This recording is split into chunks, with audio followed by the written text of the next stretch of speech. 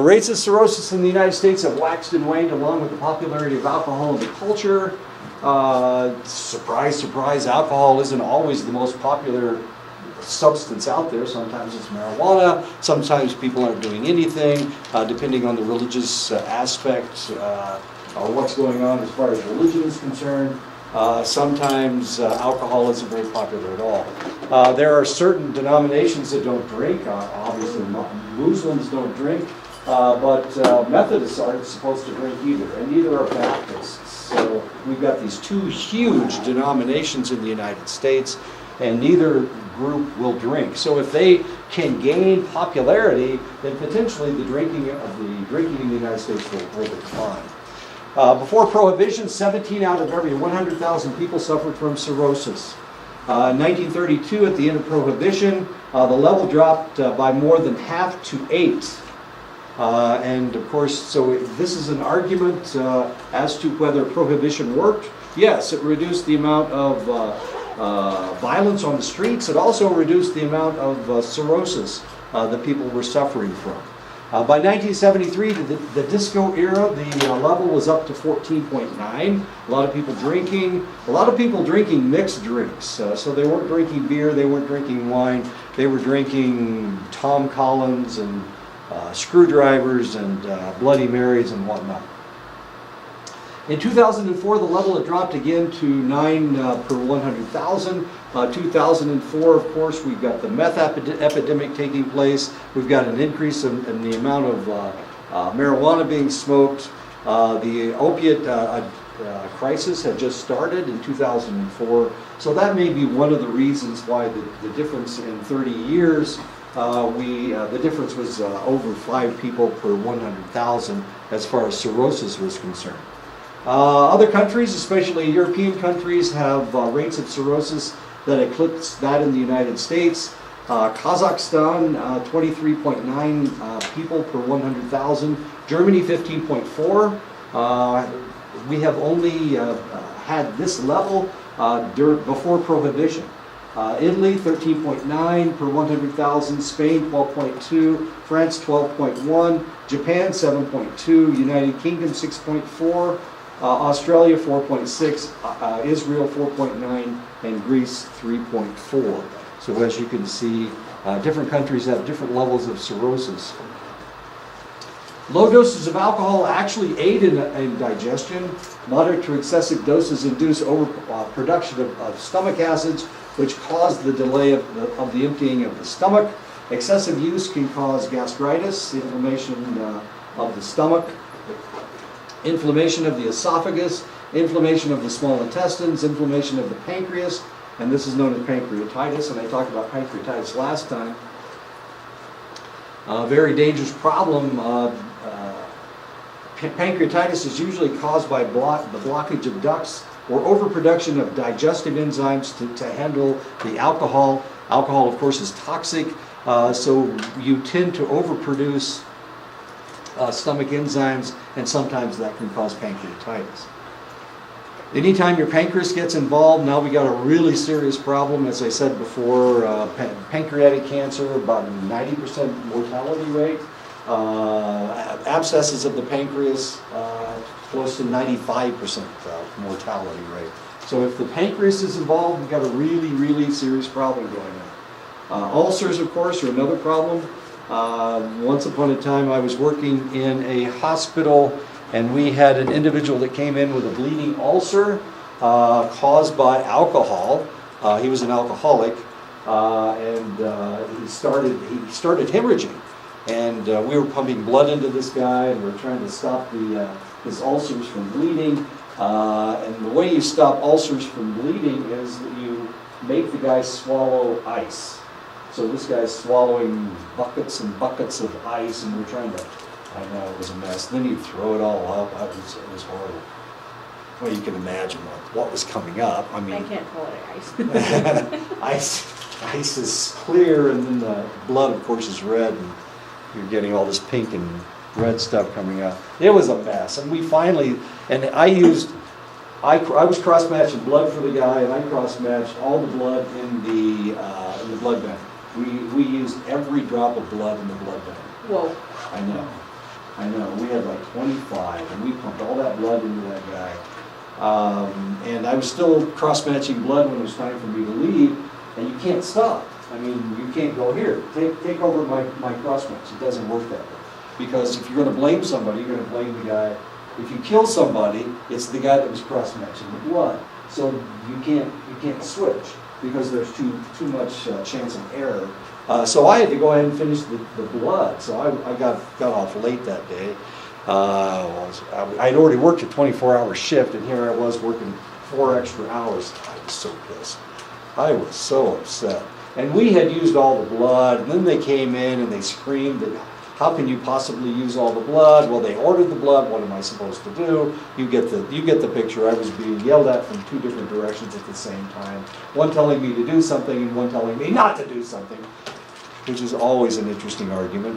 Anyway, so I went home, and when I came back, I asked how the guy was doing, because we had actually arrested his hemorrhaging. We had stopped his hemorrhaging, and he had gotten enough blood. And I asked how he was doing, and they said, well, he's fine, I guess, because he checked himself out of the hospital. Yeah, guess where he went? Yeah, he went to the bar. Oh my God. Of course he went to the bar. It's like somebody who's smoking cigarettes when they're on oxygen, and they're on oxygen because they smoke cigarettes. You want to just slap them stupid. Anyway, so he goes to the bar, and guess what happens next? Of course, he hemorrhages again, and I checked him into the morgue that evening, unfortunately. So here I worked all night long, got off late, trying to cross-match his blood, and then I was the one that had to check him into the morgue. So he didn't make it. Oh, he died, yeah. He bled to death. Of course he bled to death. The only reason he stayed alive when he was up in ICU was because we were pumping blood into him. And then he checked himself out of the hospital and went to a bar to have a drink. The dumbest thing in the world that he could possibly do. Now, if you want to open a sore, let's say you've got a wound on your arm, and you want to keep that wound open, the thing you do is pour alcohol on it. It'll melt the clot. I know, open it back up. I mean, this is perfect. I was playing softball on a softball team over in Germany, and this guy got, our shortstop, took a bad bounce in the lip, and it busted his lip, and it split it open, and he's bleeding like a stuck pig. And we finally get him stopped, and then guess what he does? He drinks a beer, of course, and he opens it back up. He could have punched the guy in the nose if he hadn't been like twice as big as I am. Anyway, I know. Okay, so a lot of these things can take place. Stomach hemorrhaging, and that's what we were dealing with my friend that died. Yeah, so alcohol will dissolve a clot. It will open up a wound if you pour alcohol on it. Probably the dumbest thing you can possibly do. I had my grandfather was working in a machine shop, and he got his arm caught in a wheel, and it punched a hole in his arm. Punched a hole about this big in his arm, just a clean hole. And he was healing. He was doing pretty good. And then the doctor ordered. He said it may still have some debris in it, so we need to clean it. And so he ordered them to clean it, and he didn't tell them to stop. So they kept coming in and cleaning this wound with alcohol, and of course it kept it open, and eventually, of course, it got infected, and they had to cut his arm off. So my grandfather's walking around with one arm. This is before I was born. I heard the whole story. I got to hear the whole story, and how stupid the nurses were. Because my mother was a nurse. All right. Anyway, we're going to have blue today. Ulcers, stomach hemorrhaging, gastrointestinal bleeding, and cancer, of course. All kinds of interesting problems from alcohol. If you find out you've got any of these problems, please stop. Just stop, okay? Stop drinking. Or shoot yourself. But don't torture the people in the emergency room.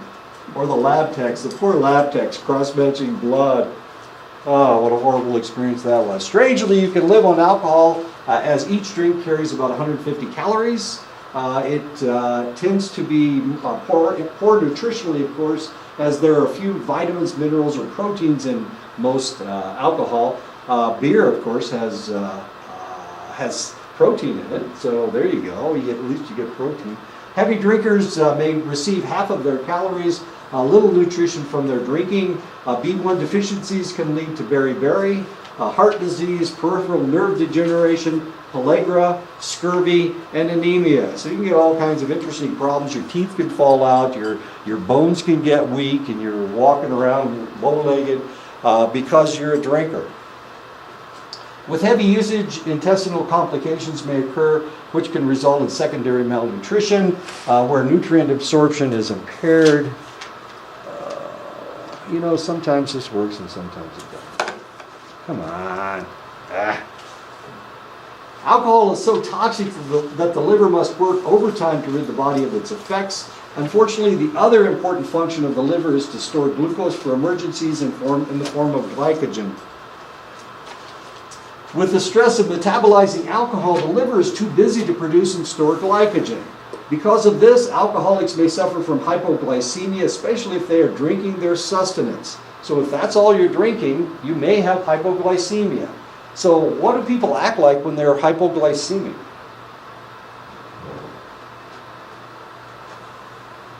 They act erratically, and they act like they're depressed. So we've got this erratic person that seems to be depressed. That's kind of exciting. All right. That's hypoglycemia.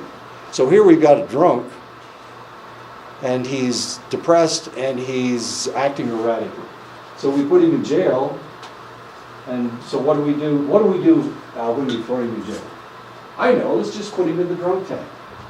I mean, we see drunk people all the time, don't we? And they don't die. Well, this guy might, because he's hypoglycemic. And he's acting erratically. So what do? We put a straitjacket on the guy because he's acting erratically. Now we got a really serious problem. If the individual is taking in sufficient nutrition, the extra carbohydrates in the alcohol can cause hyperglycemia. In other words, it can kick them into diabetes. And that's what the young lady was saying last time. Light to moderate drinking of alcohol actually can help the heart. Chronic heavy drinking can lead to heart disease by a factor of 6 times, hypertension by a factor of 2 to 3 times, cardiac arrhythmia, cardiomyopathy, which means that your heart is enlarged and it's inefficient at beating. Alcohol damages the striated muscles of the heart. The hearts of heavy drinkers is often twice the size of a normal heart. 80% of heavy drinkers have heart muscle abnormalities, though only 2% suffer from full-blown alcoholic heart muscle disease. And of course, the alcohol will kill these guys fairly readily, fairly quickly. But it's only these 2%. Even though 80% are affected, your heart is the human body is trying to stay alive.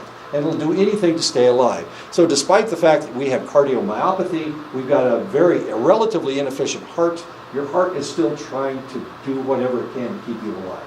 It's trying to do anything that it can to keep you alive. Heavy drinking will also cause stroke and other intracranial bleeding. Remember, it's alcohol dissipates clots, so you don't clot very readily. Usually within 24 hours of heavy drinking, an individual will have a stroke, if that is what their problem is. Alcohol kills brain cells by limiting the brain's ability to use glucose and oxygen, though the low moderate doses don't seem to cause permanent damage.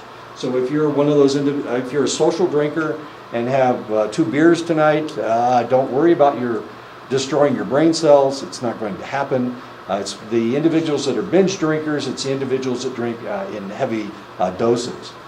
Those are the ones that destroy brain cells. Heavy doses cause direct damage to nerve cells. Malnutrition caused by alcohol will not only damage brain cells, but brain chemistry as well. Brain atrophy has been documented in up to 100% of alcoholic autopsies. Brain atrophy. So your brain is shrinking.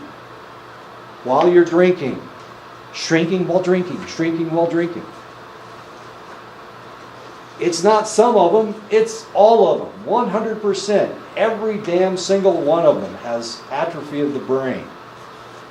Dementia is a result of prolonged heavy drinking as well. So you're kicking yourself into early dementia. Heavy drinking can lead to two serious brain maladies, Wernicke's encephalopathy. The individual suffers from delirium, imbalances, visual problems, and ataxia, the inability to coordinate movements in their lower extremities. So they lose the ability to walk. They lose the ability to get up and go to the bathroom. They wet themselves a lot. The other is Korsakoff psychosis. This is where the individual acts disoriented. They have memory failure. They have an interesting type of false memory called confabulation, where you can say 6 and this individual will repeat 6 over and over and over again. It's the only thing that they can think of. Their brain, it's like their brain is on this permanent loop. So you can tell them anything and they'll repeat it. And it's known as confabulation, as fascinating as that is. Korsakoff syndrome. Epilepsy is also related to heavy alcohol intake. Epilepsy is 10 times more prevalent among alcoholics than it is anyone else. The reproductive system and sexual desire are also affected by alcohol. Alcohol makes you sexy, doesn't it? Aren't people who are drunk sexier? They think they are. Well, they sure think they are. Aren't they prettier? Doesn't it make their face far more attractive? Maybe. Of course it does. Just ask your friend, your friend and your other friend, your two friends. Whereas light drinking actually lowers inhibitions and increases desire and the intensity of orgasms, heavy drinking decreases desire and lessens the intensity of orgasms. Research with heavy female drinkers found that 36% only had orgasms 5% of the time. Chronic drinking can inhibit ovulation. It can decrease gonadal mass. It can delay menstruation. It can cause sexual dysfunction. It can promote infertility. It can increase the chances of spontaneous abortion. So if you've got a drinker, the probability she's going to get pregnant is far, far less than it is for somebody who doesn't drink. If you're talking about a male, it's going to shrink their gonadal mass. Their gonads. It's going to shrink their gonads. This is both for males and females. If it's a male, of course, that means his penis gets smaller. Also, his testicles get smaller. Nobody wants their gonadal mass to shrink. Or maybe people do. I don't know. Maybe that's what people are up to these days, shrinking their gonadal mass. The reproductive system and sexual desire are also affected by... No, we didn't. Whereas low to moderate drinking can lower inhibitions and enhance the psychological aspects of sexual activity in men, chronic heavy use can lead to inability to perform. In other words, when that guy's really, really drunk, the probability of having sex with him is almost nil. It's almost nothing. The probability is not very high. So, waking a guy up from being completely passed out drunk and then having sex with him isn't going to happen. It can't happen. It just doesn't work that way. Research found that 71% of alcoholics suffered from erectile dysfunction compared to only 7% of abstainers. 71%. Chronic heavy usage leads to a lower testosterone and an increased estrogen level. Did you get that? Drinking makes men girls. It increases their estrogen level and it decreases their testosterone. So an alcoholic, and if you've ever known a male alcoholic who's been an alcoholic for an extended length of time, think about what this guy looks like. They get breast enlargement. They get man boobs. Can I say that? Is anybody offended yet? Okay. They get testicular atrophy. In other words, their testicles shrink. They have a low sperm count. They have loss of body hair. So if they have chest hair, it goes away. They don't have chest hair anymore. It's gone.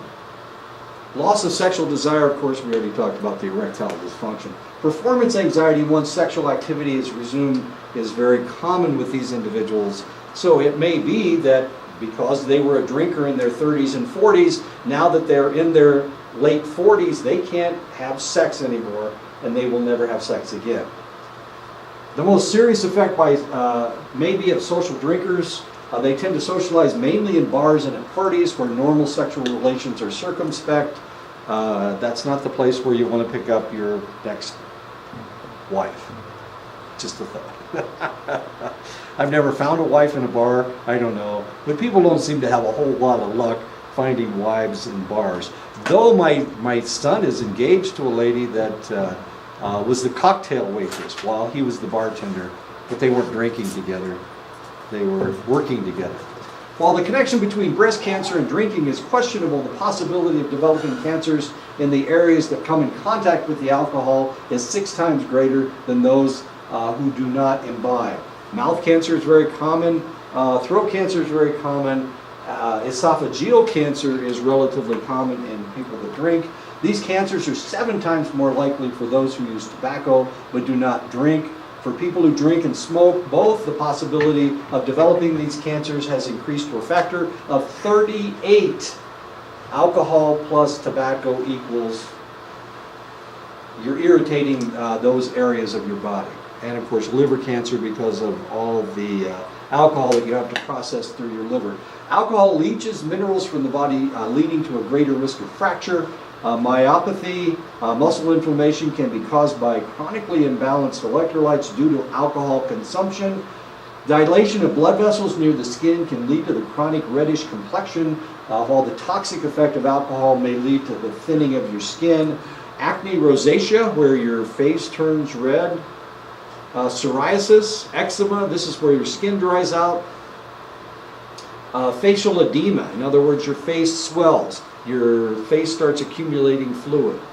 Heavy drinking disrupts the immune system by especially white blood cells, making the individual susceptible to infections, especially respiratory infections, tuberculosis, and pneumonia. So these individuals tend to have serious problems with pneumonia. Now wait a minute. These guys are getting drunk. They can't drive home, so they're walking home. It's wintertime in Gallup. What happens next? Well, if they don't freeze to death, then they'll probably catch a cold, and the cold will turn into pneumonia. And then they aren't there anymore. And then they aren't there anymore. They're doing something in Gallup with the people that drink. They've started a new program. It was in the newspaper a couple days ago. I didn't read it because, well, I didn't read it. I just didn't read it, okay? I wasn't that interested. Maybe I should have been that interested. Maybe I should worry about these guys. It's not their fault. The last time I was in Gallup, I stopped at Long John Silver's, and a guy followed me almost into the door, and he said, "Look, man, I'm really hungry. Can you feed me?" And I decided, well, why the hell not? It's not like I'm giving him a six-pack or something. Yeah, sure, I'll feed you. So he followed me into the place, and I bought him the same thing that I bought myself. What did I buy? I had 6 chicken planks. I had green beans and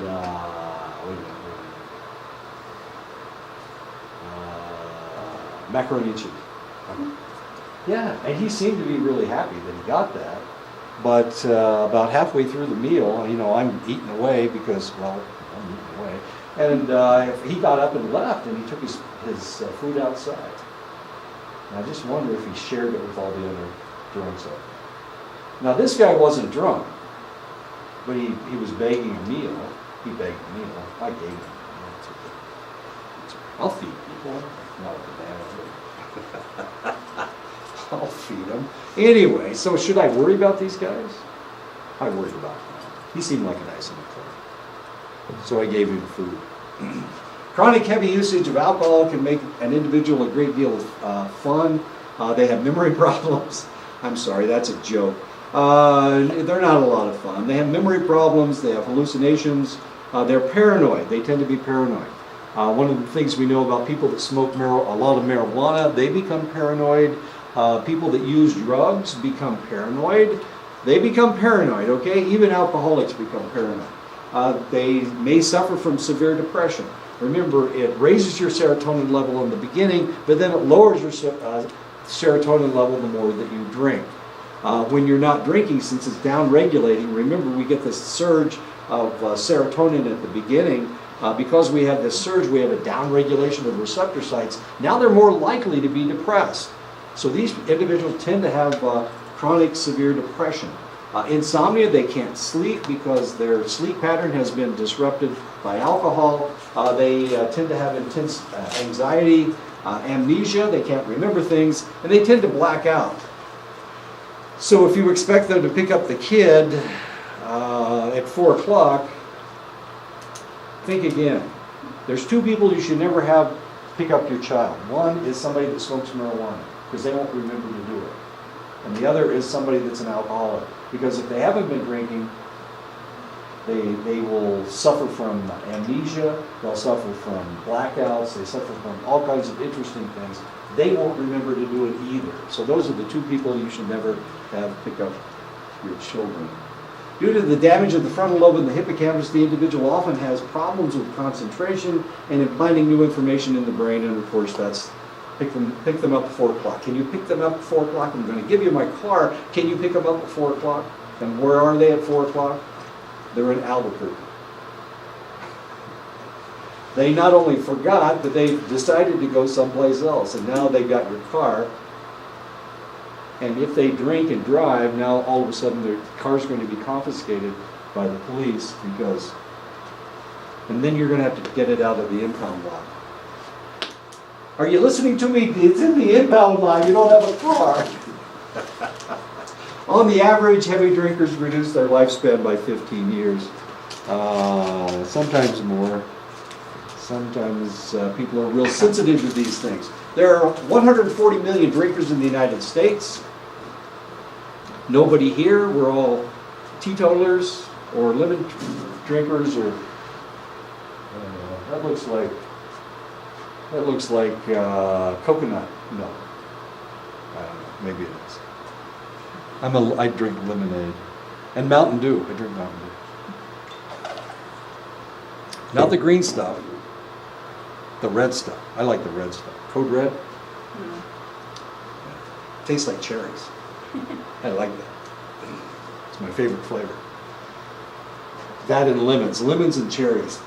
Of those, 10 to 12% will become alcoholics. Of the 140 million drinkers, 14% of the male drinkers and 6% of the female drinkers will become alcoholics. Men become alcoholics at a younger age than women do. 20% of all drinkers, heavy drinkers, consume 80% of all the alcohol. 20% of the drinkers consume 80% of the alcohol.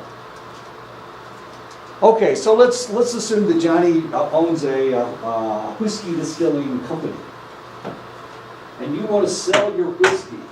You don't drink yourself, of course, but you own a whiskey distilling company, and you want to sell that stuff. So who are you going to sell that stuff to? Who should you advertise to? It's not going to do you any good to advertise to Addison. He doesn't drink at all. So who are you going to advertise to? High class. Rich people? Rich people. Do they drink more than everybody else? You want to sell buckets. You want to sell barrels of whiskey. You don't want to just sell bottles of whiskey. You want to sell barrels of whiskey. So who are you gonna pick on? Who are you gonna advertise to?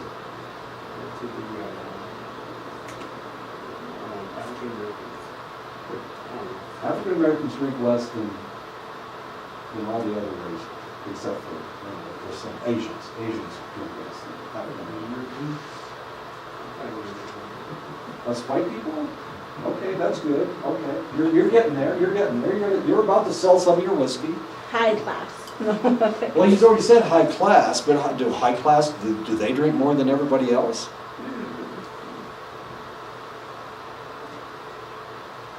So if 20% of the drinkers drink 80% of the alcohol, I'm just trying to help you out. I want you to sell your booze, okay? I know that you don't drink, and And you think it's funny that all these white people are dying from cirrhosis of the liver. I know that you think that. I can hear what you're thinking. So who do you aim at? Do you aim at the college kids? They drink a lot, don't they? Do they drink whiskey? Yeah, I don't know about whiskey. I know. Yeah. Okay. So college kids, what do they drink? What do college kids drink? They drink beer, yeah. By the barrel. Exactly. So who are you going to pick up? Who are you going to call? You know those guys wandering around drunk in Gallup? I mean, they're not just drunk today, they're drunk every day. Oh, so I'll probably target the native people? No, hell no. No, there's not enough of you guys. You need to target, he was right, target the Europeans. But you need to target the people that drink every day. Now, so how in the world are we going to target these people? I'm trying to get white people.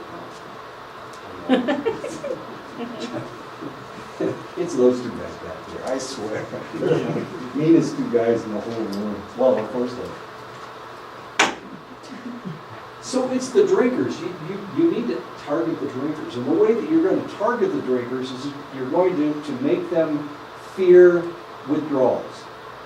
You need to make them fear delirium tremens.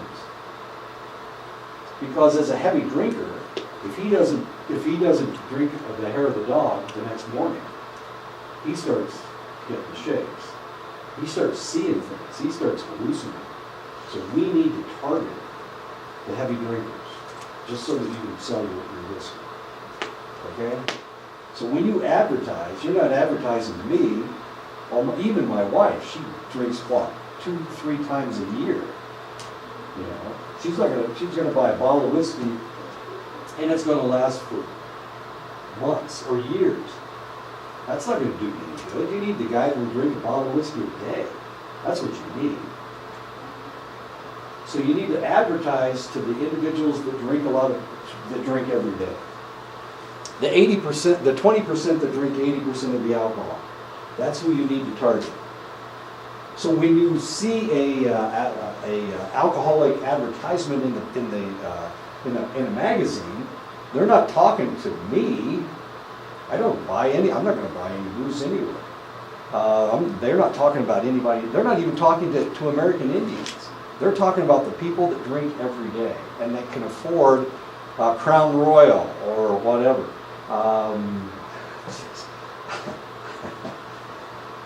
Up north, they used to make pouches out of scrotums of buffalo. Okay, and then they used to beat them and all this. You know what they make them out of now? Crown Royal comes in a velvet pouch. They bead those things and they give them out. They had an exhibit at the county fair where this lady had taken all of these Crown Royal bags and she had sewed them together as a quilt. And it was a Crown Royal quilt. I mean, it seemed kind of odd. It seems kind of strange. Where in the world did she get all those bags? I know. That was the question. Okay, so 20% of the drinkers are drinking 80% of the alcohol. When we talk about gambling, we're going to see exactly the same thing. 5% of the gamblers are spending 90% of the money. So we need to target those individuals in our advertising.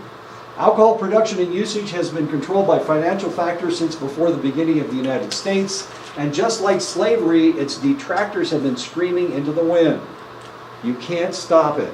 It means too much money. The way that they stopped prohibition, the reason that the Depression stopped in the 1930s was because we stopped prohibition, people started buying booze, and we were taxing the booze. And when we taxed the booze, we were able to get all that money for the booze. And that's how we recovered from the Great Depression. Really? So what did slavery have to do with alcohol? What does slavery have to do with alcohol? Do you guys have any clue what slavery has to do with alcohol?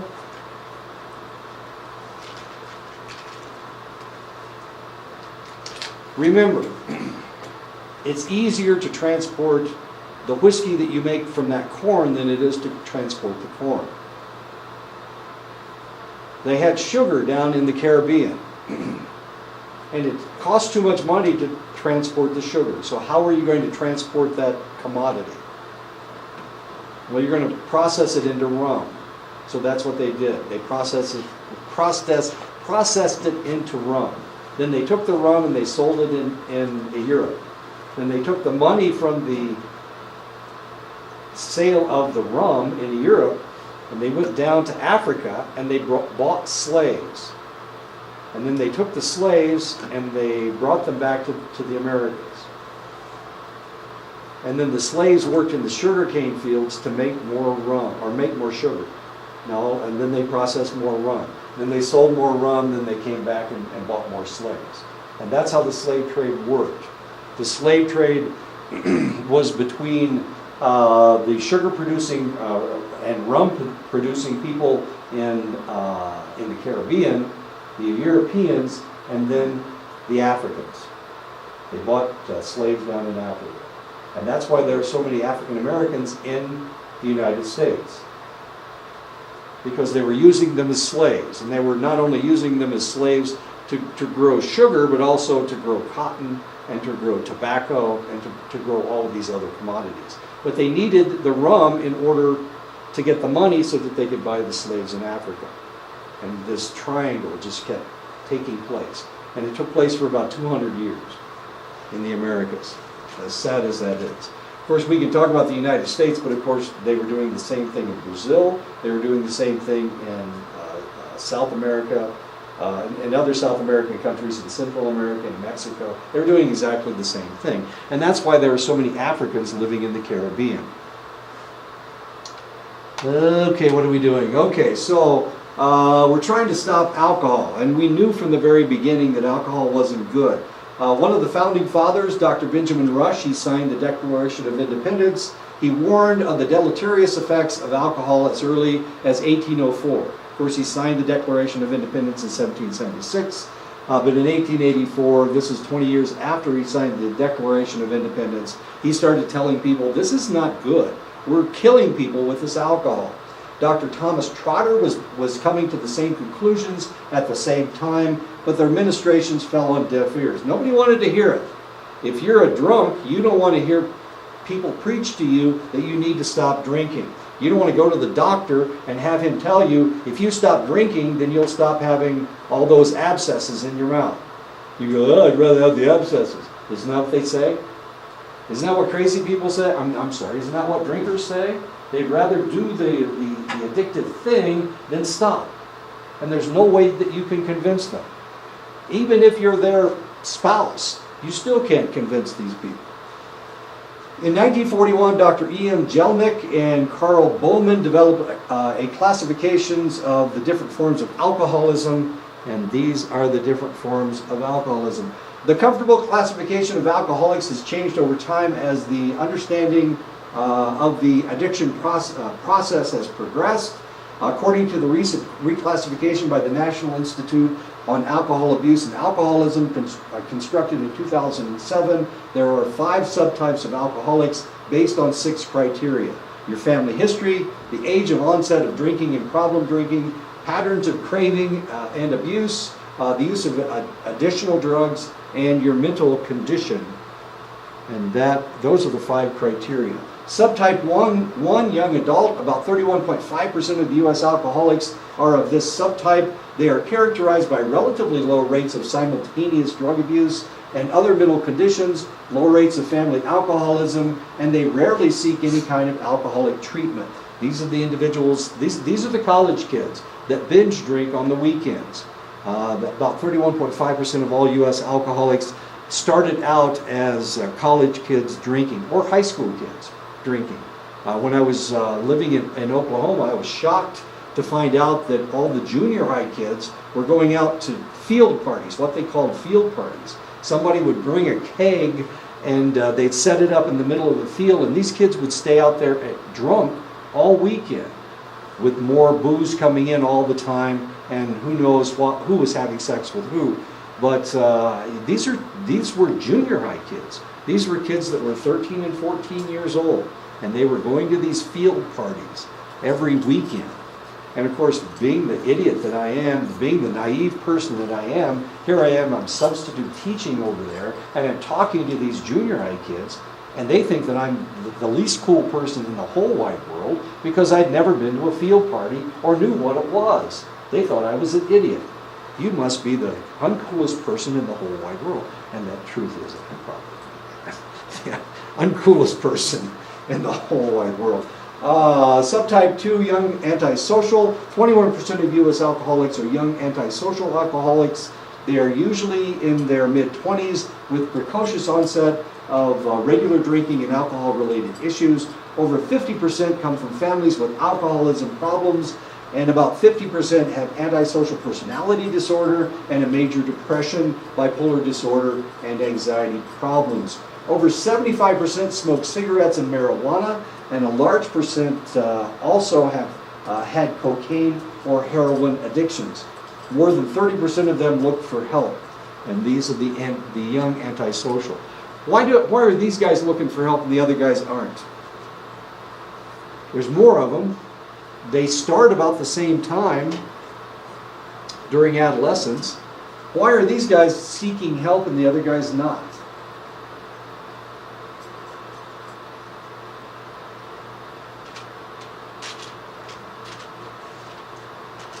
Let's pretend in the future you start doing this kind of stuff. You start counseling people for alcohol abuse.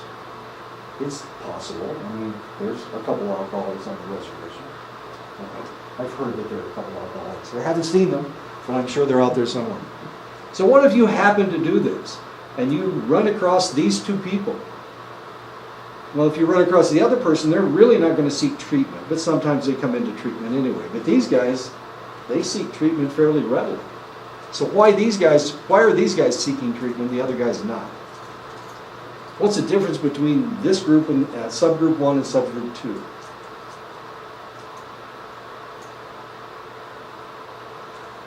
You got to make a decision. I mean, your guys are the ones that are working in the field. So why are these guys seeking treatment and the other guys not? Why can you find these people and you can't find the other guys? They're hiding. They don't want to come in. They have no problem. Why do these guys have a problem? Why do they admit it to the extent that they'll come in for treatment?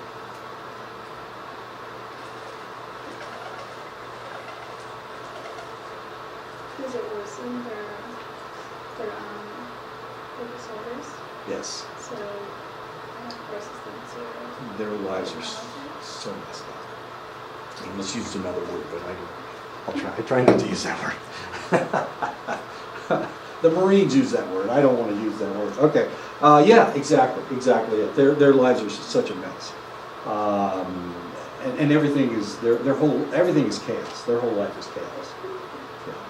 They have all these mental illnesses. Their families are screwed up. Well, half the cases the family's screwed up. In half the cases they got antisocial personality disorder. Yeah, they got a real serious problem. And these guys are more likely to come in. They're more likely to be serious about changing themselves.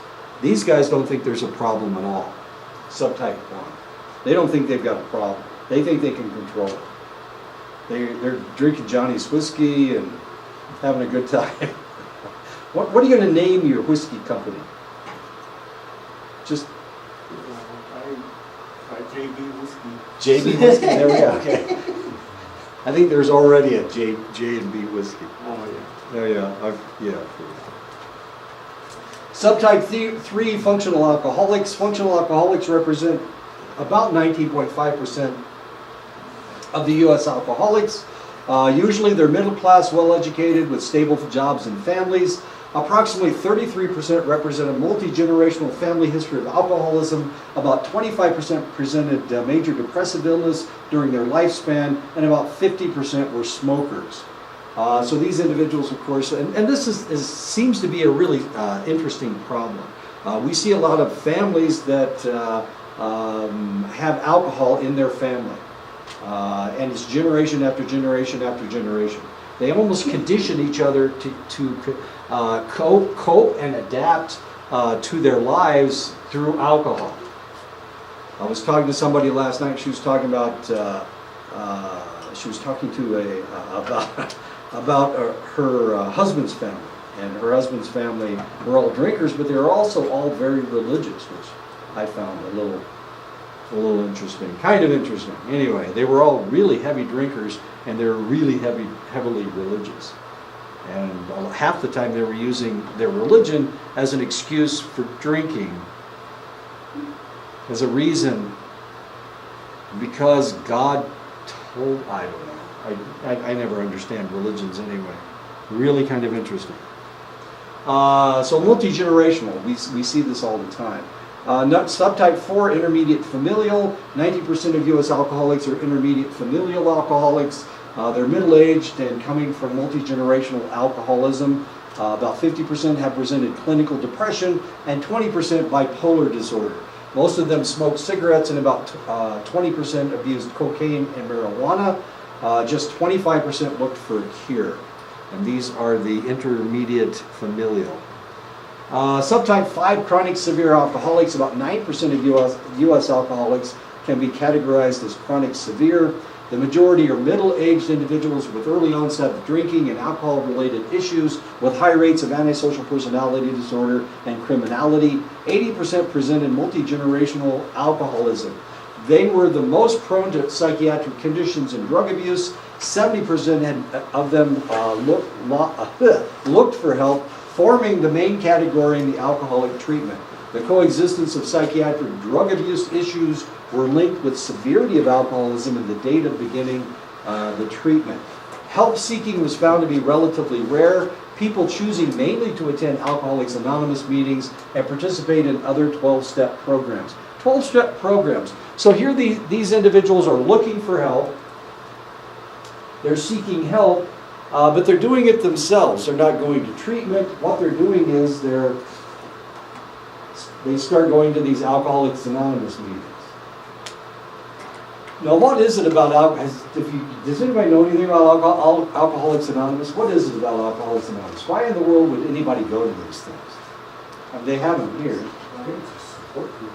It's a support group. Yeah. Is that what you're going to say? It's a support group. Okay. But is there anybody in there are there any professional counselors in Alcoholics Anonymous? How often is there relapse in Alcoholics Anonymous?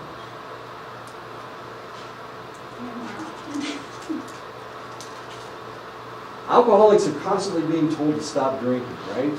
The doctor tells them to stop drinking, their mother tells them to stop drinking, their pastor tells them to stop drinking,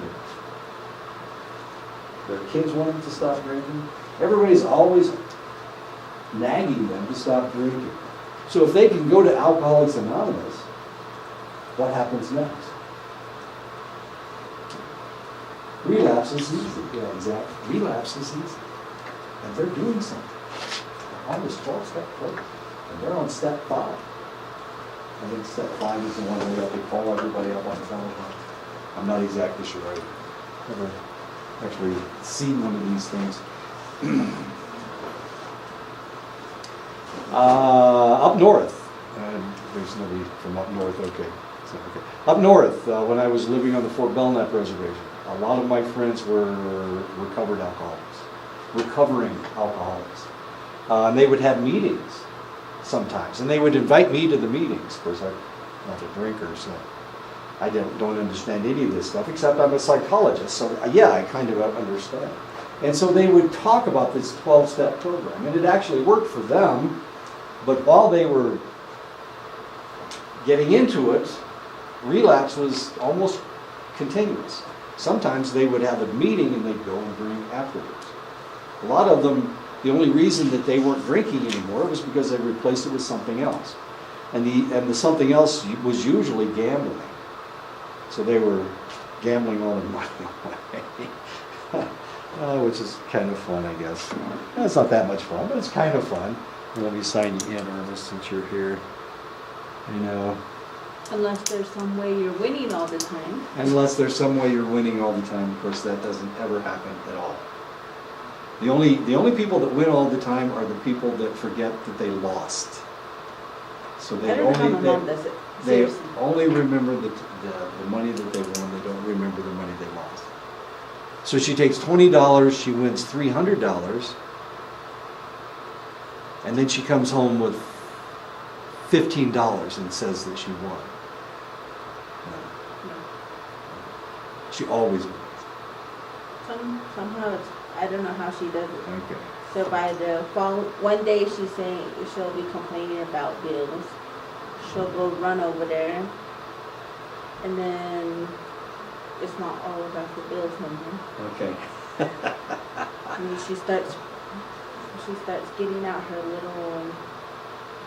little notebook that she carries around and getting different money orders in the notebook. She won. Okay. Well, that's kind of exciting.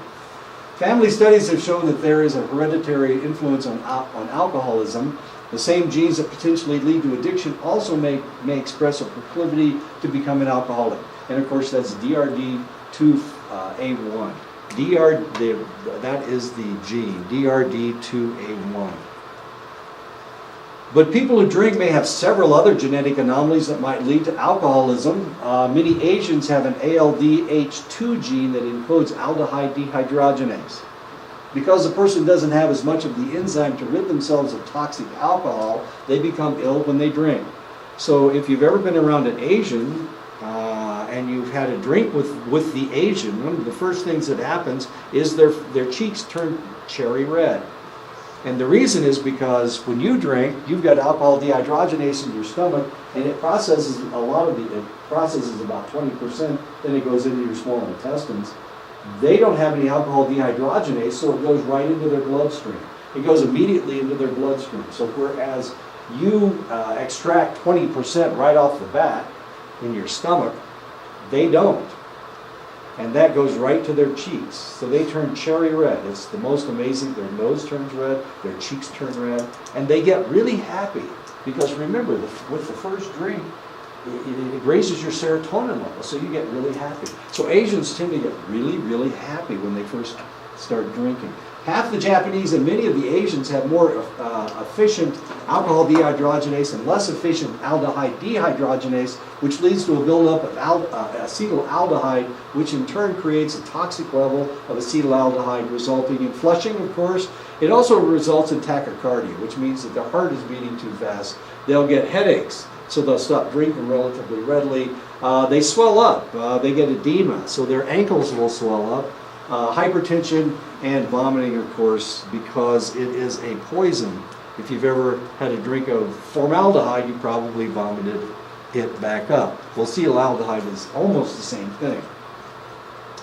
Other indicators that heredity strongly influences alcoholism is such characteristics that run in families or groups, such as the tendency to have blackouts, greater initial tolerance to alcohol, an impaired decision-making area of the brain, a major shift in personality during drinking, an impaired ability to learn from mistakes, retrograde amnesia, low level of response to alcohol, cirrhosis, alcoholic psychosis. In other words, they go crazy when they drink. The environment that an individual inhabits can have a strong influence on whether they drink alcohol. Factors that can lead to alcohol abuse include child abuse. If you were abused as a child, you're more likely to want to drink. Why would child abuse make you want to drink alcohol? Why would having been abused as a child make you want to drink? Why would that happen? To forget. Yeah. To forget about. Exactly. Yeah, those people were supposed to love you, and instead of loving you, they hit you. And you didn't even know when it was going to happen. That's illogical. So, of course, you're going to try to forget. Alcohol or other drug abusing parents, friends, or relatives. And it doesn't have to be your parents. It can be your relatives. It can be your favorite cousin. It can be your aunt and uncle. It can be your grandparents. It really doesn't have to be your parents. Chaotic familial relations, Peer pressure, extreme stress, all of these things can cause people to become alcoholics. One of the most powerful environmental factors in alcohol or drug abuse is sexual, physical, or emotional abuse at a young age. In one study looking at 275 females and 556 male alcoholics, 20% of the men and 50% of the women said they had been subjected to physical or sexual abuse as a child. 50% of the women. When someone drinks alcohol and their brain-body neurochemistry changes, the brain-body will try to protect itself from the effects of alcohol by developing a tolerance to the substance. The drinker will develop metabolic tolerance by metabolizing the alcohol more efficiently. The liver of the drinker will manufacture more enzyme to break down the alcohol and the metabolite acetaldehyde. This also accelerates the breaking down of other drugs, including prescription medications. So an alcoholic, if they take a blood pressure pill, instead of the blood pressure pill staying intact for 8 hours like it's supposed to, it will break down in about 4 to 6 hours. So if somebody's an alcoholic, and the doctor will ask you, are you an alcoholic? This individual will have to take a double dosage of the blood pressure pills because they break it down faster than individuals who are not alcoholics. When someone drinks alcohol, their brain-body, I've already talked about that. So pharmacodynamic tolerance takes place in the brain when the brain neurons and other cells become resistant to the effects of alcohol by increasing the number of receptor sites for GABA in the brain, becoming less sensitive to alcohol. Behavioral tolerance occurs when the drinker learns to handle their liquor, changing their behavior to make it more acceptable and acting in a way to hide their drunkenness. So drinkers will, let's say that I decided to drink. I decided to become an alcoholic. I'm tired of you guys. You guys are bugging the hell out of me. So I'm going to drink away my problems. That's a good idea. I think I'll do that. I think I'll go get a bottle of vodka to drink away my problems. Well, one of the things that I will do when I go down to Gallup, guess what I do now? Well, I go to Walmart, of course. What else is there in Gallup? What else is there in Gallup? Walmart. I don't know, I don't go to Gallup. You're a wise person. I go to Gallup. So now when I go to Gallup, guess where I'm going to go? Walmart. Do they sell you alcohol? They do sell alcohol there, but I want to drink right now. I need to drink right now. Yeah, I'll go to a bar. So all of a sudden, I will start going to the bars. That's what I'll start doing. That's what I'll do. And I'll buy me a bottle of vodka to drive home. Wait a minute, I can't drive home. I'm drunk. How am I going to get home? How am I going to get home? Well, I won't wear black clothes and try to hitchhike like everybody else does. Jeez, I swear. One guy walked right out in front of me. Right in my lane. I didn't have any place to go. I had to change lanes in order to get away from him. He really wanted to ride in my little red car. I don't think he would have fit in my little red car. Anyway, so I try to hide it by changing the places that I go. Hangovers represent the individual's withdrawal reactions to the alcohol. 85 to 95% of those experiencing withdrawal will have only minor symptoms.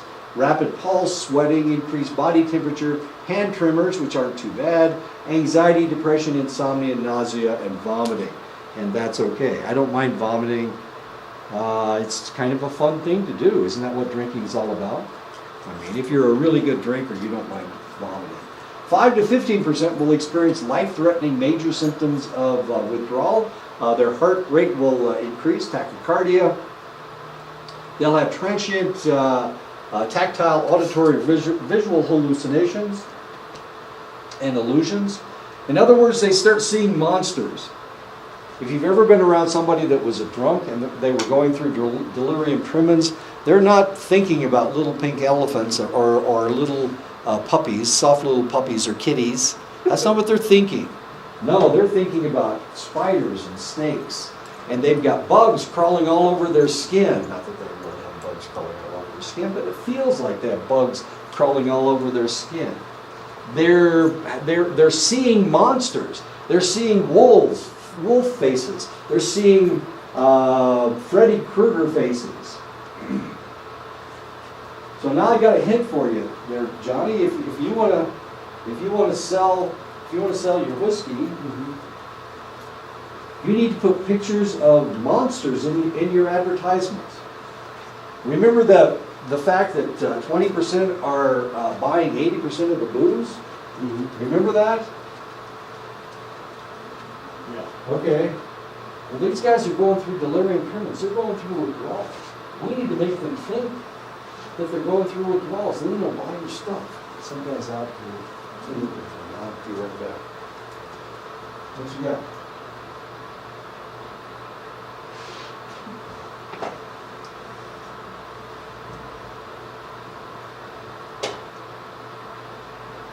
Anyway, okay, so that's what you need to do. You need to put monsters in your advertisements because it'll make them think that they're going through withdrawal. It'll make them remember what withdrawal looks like.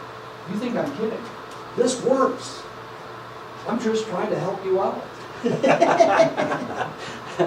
The more monsters you put in your advertisements, the more likely those guys are going to want to drink. Because if they're not drunk right now and they look at that stuff, it's going to remind them of their hallucinations, of their delirium tremens. They'll have psychomotor agitation. They'll have grand mal seizures. That's epileptic seizures. They will of course go into delirium tremens. But of course, delirium tremens has a lot to do with hallucinations. For individuals going through alcohol withdrawals, delirium tremens and seizures are the most severe and life-threatening effects. Before modern medications to ease the sufferer, 35% of people going through severe symptoms died. They died. You died from alcoholism. You didn't die because you were going through withdrawals. This is people trying to get off of alcohol. 35% of them died. With modern techniques, the mortality rate still approaches 5 to 15%, and if left untreated, the rates increase to 10 to 20%. Of all the drugs that we're going to talk about, the one that kills the most people during withdrawals, it's not heroin, it's not crystal meth. You rarely die from crystal meth withdrawals. You rarely die from heroin withdrawals. But look at these statistics. 5 to 15% will die going through withdrawals. This is one of the reasons why it's so dangerous to try to get off of this stuff. There was an individual by the name of Robin Kelly. Robin Kelly, she was on the 70s show. She was the blonde sister. She had a really serious drug problem. She went to rehab and she died the second night from delirium tremens. She had a seizure and died. This kind of stuff happens all the time. But especially with alcohol. Alcohol is the most dangerous substance as far as withdrawals are concerned, known to man.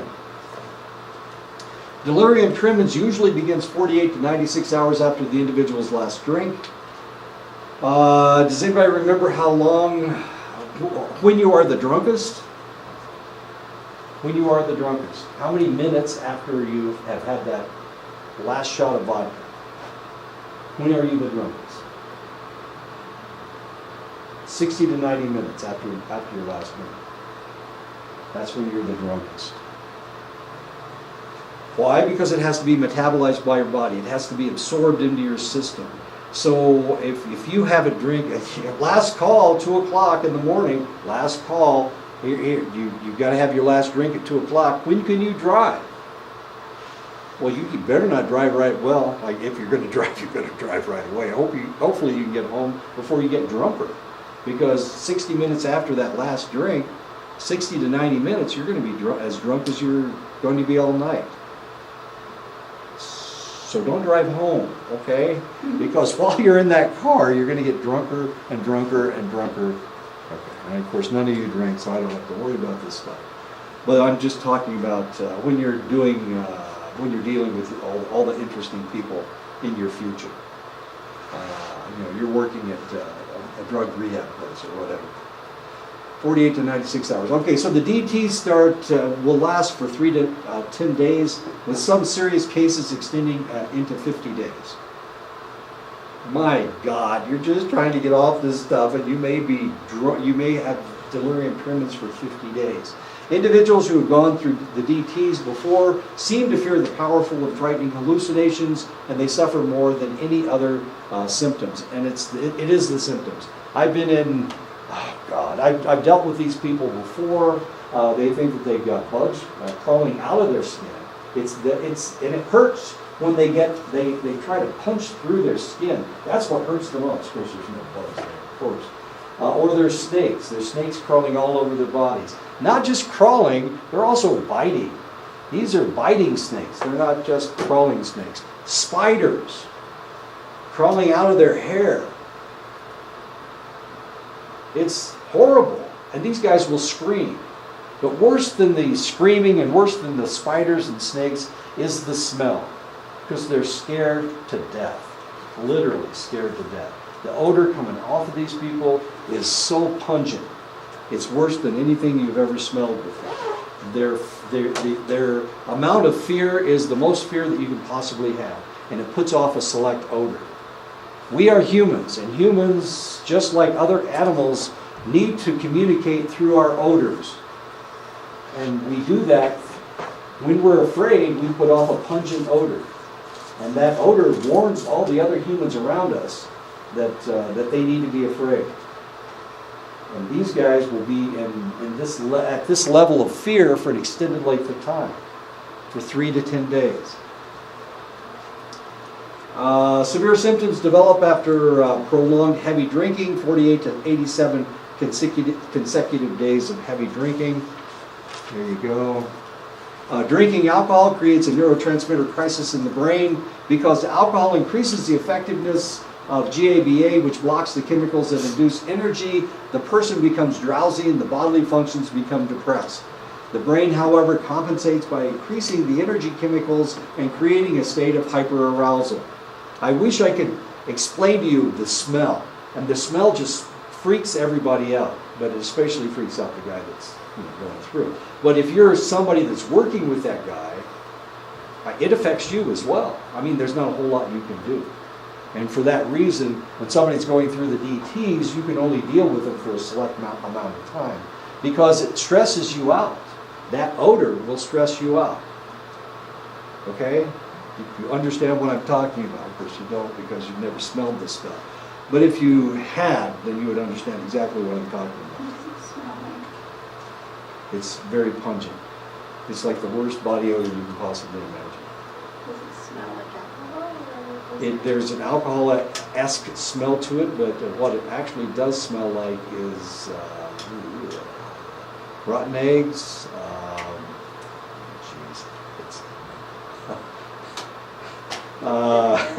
Rotten eggs, juicy farts. I mean, it's horrible.